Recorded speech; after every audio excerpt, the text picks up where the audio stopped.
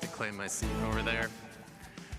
Hello, everyone, and welcome to Accelerate at Bloom 23.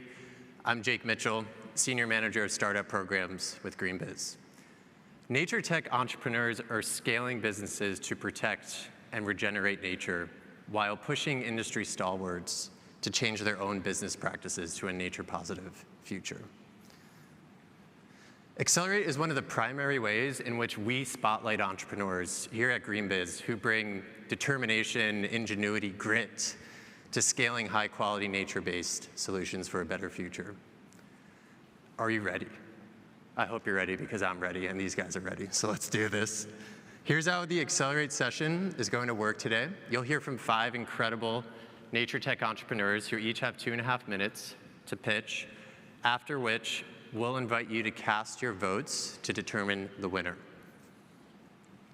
I'm excited to announce that the winner of Accelerate at Bloom today will pitch on the Verge Accelerate stage tomorrow with the Verge winners for the chance to win $20,000 in funding from GreenBiz.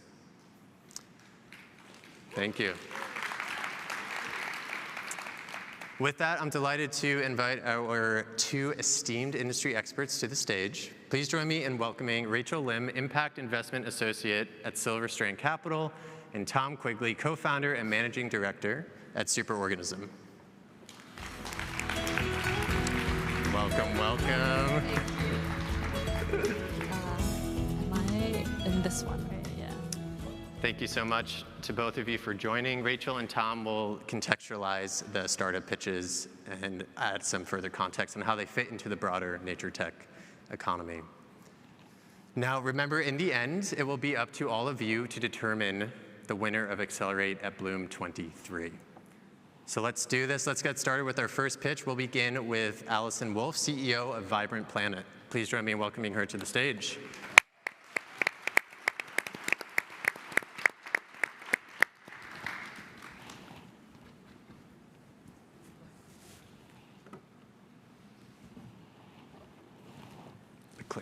The clicker's right there. Yeah. Okay, hi everybody. I am Allison Wolf, CEO of Vibrant Planet. We are a public benefit corp that is made up of some very sophisticated machine learning engineers and platform builders that built things like Netflix and Meta and Guidewire, and amazing scientists that are building a global platform to restore very high-risk landscapes in fire-adapted ecosystems, which is about half of land on Earth. The global economy is 100% based on the health of these ecosystems. So our food system is dependent on these ecosystems. Our pharmaceutical system, our recreation economies throughout the Western US and world are dependent on these ecosystems staying intact. Unfortunately, these ecosystem services and a lot of communities are literally blowing up on us right now, and we are in a race against time to restore ecosystem and community resilience across the Western US and globe. Our system is operating at the intersection of this Venn diagram, where we are managing risk by restoring the ecosystem services, removing trees to save forests, and in the process of doing so, in managing risk, we're unlocking ecosystem services and enhancing them. We're starting in the Western US, where 240 million acres and about 1,800 communities are at very high risk of severe wildfire. We got into this mess by removing tribes. They were burning this land for 20,000 years with low-intensity fire. And by removing them and then getting really good at suppressing fire with more and more people living in the wild-urban interface, we have created a mess. And then we added climate change to the mix, and that is why things are becoming so severe and how we have entered into the era of megafire. Our system is monitoring current conditions at a very fine scale and up to very large global scales to understand what is the current risk, where do we have opportunities to enhance ecosystem services benefit. So we work with the Forest Service, BLM, national parks, utilities, fire districts, counties to constantly and adaptively prioritize resources that they have to basically get the most bang for the buck in terms of ecological services enhancement and then avoided losses to towns and ecosystem services. We're a SaaS model. Will be deployed in about 18 million acres by the end of this year. And we are going to be raising a Series B next summer. So if you would like to learn about what we're doing with biodiversity, introducing systems like Beaver.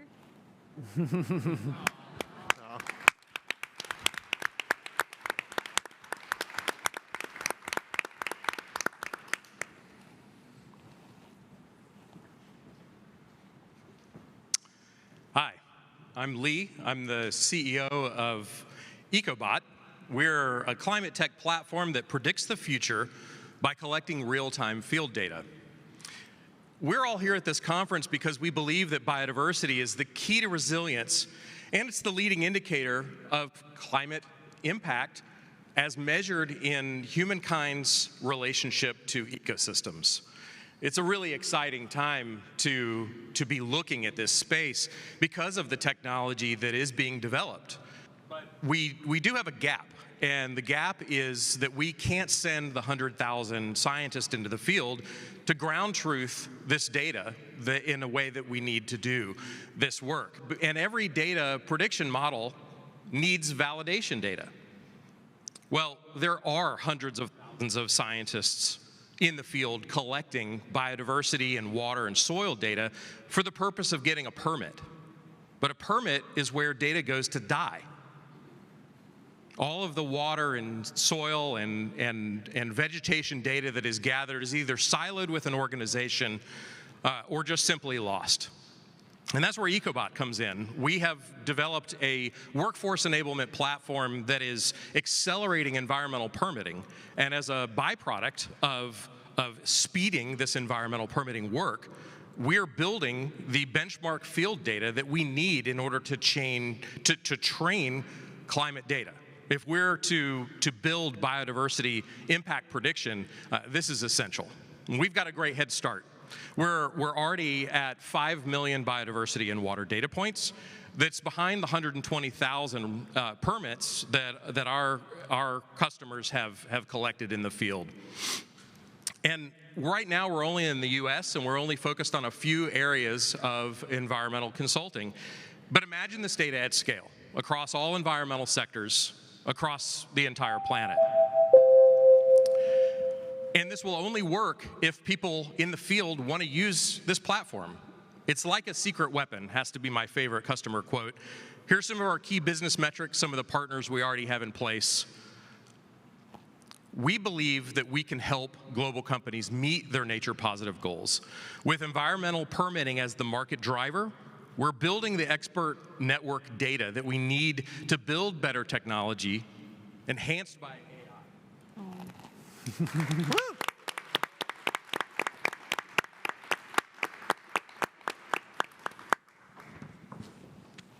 All right, do we have our deck up? Great, let's go. Hi everyone, I'm Roland from Inversa Leathers. At Inversa, we're healing the planet with fashion. Now, we all know this. Fashion as an industry is unsustainable. For decades, fashion brands have been under attack by governments and consumers for their roles in greenhouse gas emissions, biodiversity loss, deforestation. And so, all these brands have made a lot of promises. And they've set ESG targets to hit by 2025, 2030, but time is running short now. The industry is not in an awareness gap, but a solutions gap. That's why at Inversa, we're filling that solutions gap. This is the first material that restores biodiversity in a highly effective and, for our clients, a highly marketable way. And now, the $100 billion leather market finally has a material they can use to hit their ESG commitments. We do this by taking invasive species like this lionfish. We make it into luxury-grade leather, and we sell that leather to fashion brands who use it to make their products. And thus, by removing invasive predators, we're restoring ecosystems around the world, like these coral reefs.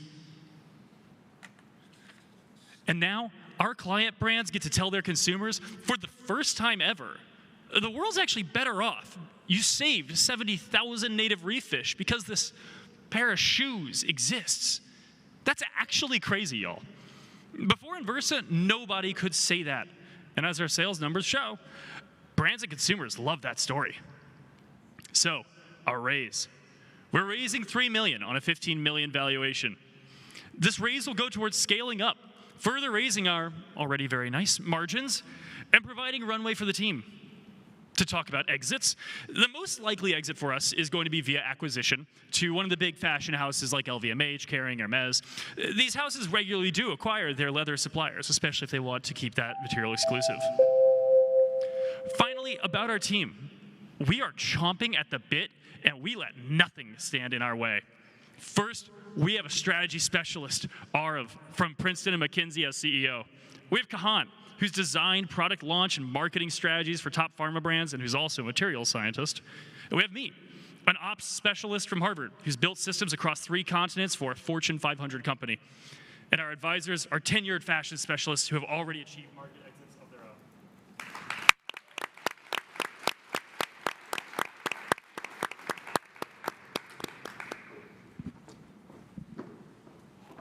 Hi, I'm Evelyn Tickle. Here I am in my natural habitat. Grow Oyster Reefs is my second concrete business. Grow Oyster Reefs has patented technology to revive and regenerate our ocean's lost reefs. Oyster reefs are amazing. They are unfortunately in decline by 85% worldwide. They sequester carbon. They are home to 350 extra species. They purify the water and all sorts of other amazing things. So here's a look at one of our products, the Reef Tangle, going into the barren Gulf of Mexico floor. And here the results are only after 1 year. Very exciting, very pleased with that. And how do we do all of this? Our work is based in biomimicry, so I look to nature to help us solve problems. The first problem is what to make the material out of. We look to the oyster shell for that. Our high calcium carbonate material comes in at 85% calcium carbonate in comparison to the oyster shell that comes in at 95%. The reef tile is our modular reef builder, and that is set up so that the oysters grow in their natural configuration to regenerate reefs and to hopefully go on to the seabed and so that they are ever-growing reefs. So these are our results, 100 oysters per square foot. Very pleased with that. The only comparable reef metrics is for Harris Creek in the Chesapeake Bay, and that is, and ours happened in 1 year, theirs happened in 5 years. We're working on multi-species regeneration, including seagrasses and mangroves, and working on, with the Smith Marine Technology Partners, we're a grantee, we're establishing metrics for that. And we're working with Dominion Energy and Duke Energy to scale our product up to regenerate reefs. How do we get people to pay for them?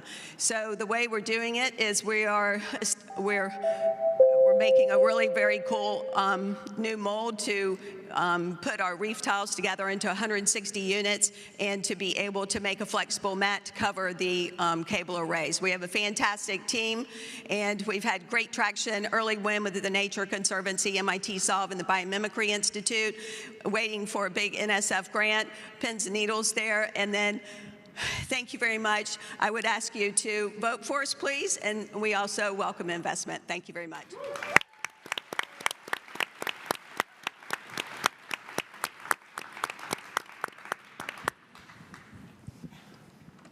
Hello, everyone. I'm Dr. Aaron Hall, founder CEO of Entropic Materials. This modern world is pretty amazing. It's enabled all of us to be here with an innumerable number of comforts. But the reality of it is that the manufacturing and technical achievements that we've made are wreaking havoc on our planet. We use a tremendous amount of energy, heavy metal catalysts, and other toxic substances to produce the feedstocks and the materials that we use. Let's just take plastics, for instance. Over 7.6 billion tons of them have been produced since the 50s, and 86% of that is waste that pollutes our land, our oceans, our air, our bodies. This damage that we're doing to nature, we're doing to ourselves. We need to do something different. And thankfully, nature has laid out a path for us. See, the beautiful biodiversity in nature is enabled by enzymes that do a dizzying array of diverse chemistries to enable the scents and smells and neurotransmitters and all the things that make life happen and sweet. And these enzymes are fragile. They're evolved to be in cells, so we can't just directly use them in manufacturing. But that's where we come in. Our bio-inspired nanoprotectant platform lets us stabilize them so that we can use them to do better, cleaner chemistry. And we're using that and demonstrating it to make self-degrading plastics and to solve the plastic waste problem from the inside out. By embedding the enzymes inside the materials, we can trigger them to degrade completely without producing microplastics. And we have a number of wonderful value props around scalability and drop-in, low usage levels, and fast degradation in both warm water baths and compost environments, which are easy and accessible. And we're bringing this to market by designing products that are inherently better so that brands no longer have to have their faces on waste. And we can expand the design space of certifiably compostable products and ease the regulatory standards, and most importantly, have a better, cleaner planet. And that's just the start. We're going to clean up chemical manufacturing and a number of other industries as well. We're ready to bloom. I have an incredible team supporting me. Adam, Jolene, Marco, Rodolfo, we have new folks coming in, as well as government and private partners. I'd love to have you join us as well, so if you want to pilot our technology or you'd like to invest, please reach out, and thank you so much for your time and being here and the work you do.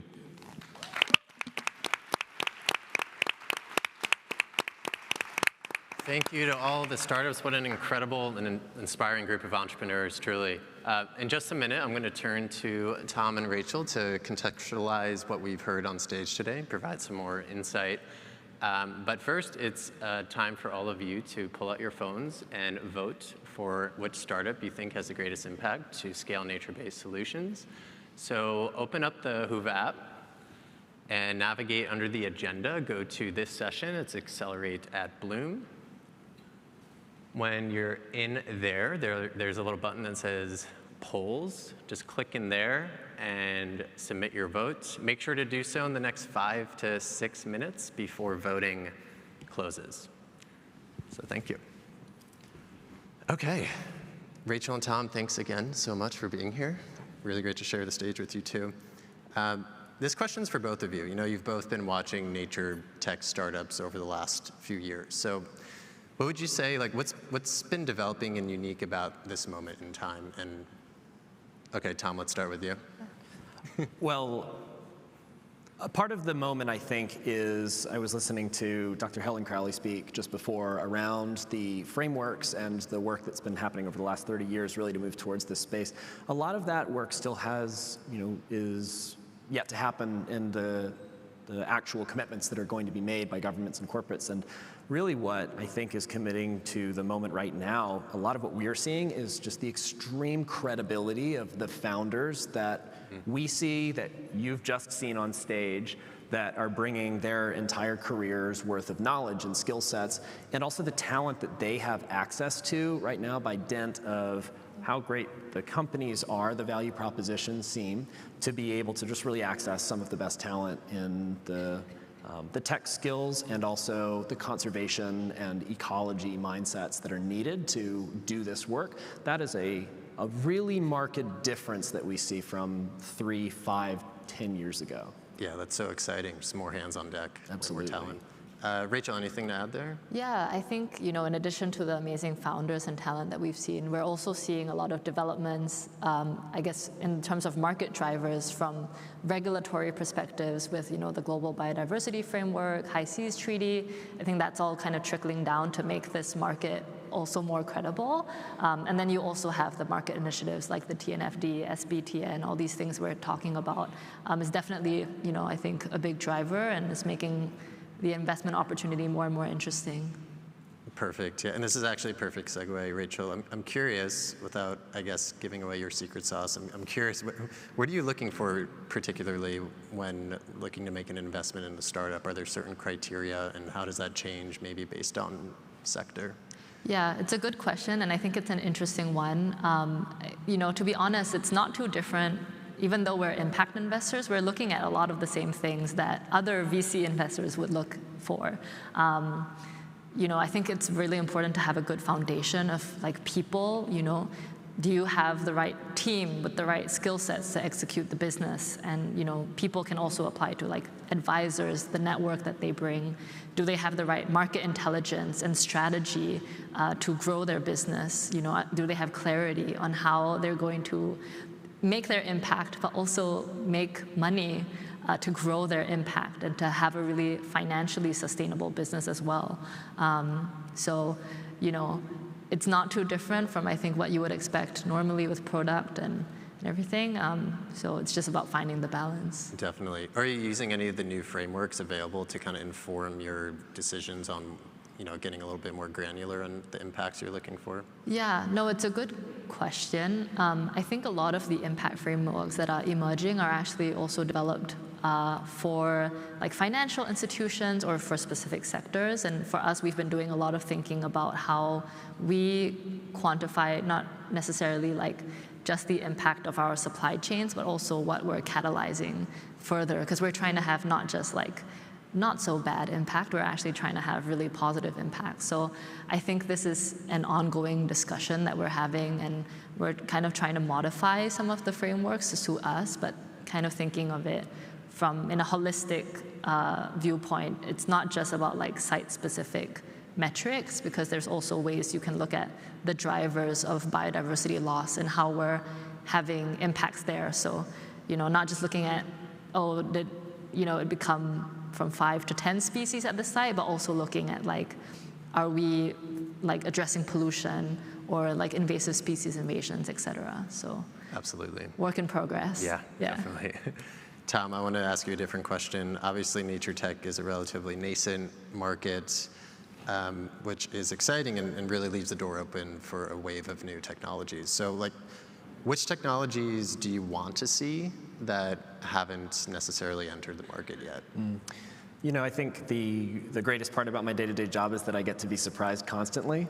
And being able to see not just new technologies, where we're wanting to see things like better ways to sense and collect the data that we need, as EcoBot pointed out, to train the new AI models. And really, it's just a complex problem that we're working through together. So on the sensing side, things like better and cheaper and more available LiDAR or hyperspectral or other types of increasing spatial and temporal reliability for some of these sensing types, both from space and on the ground.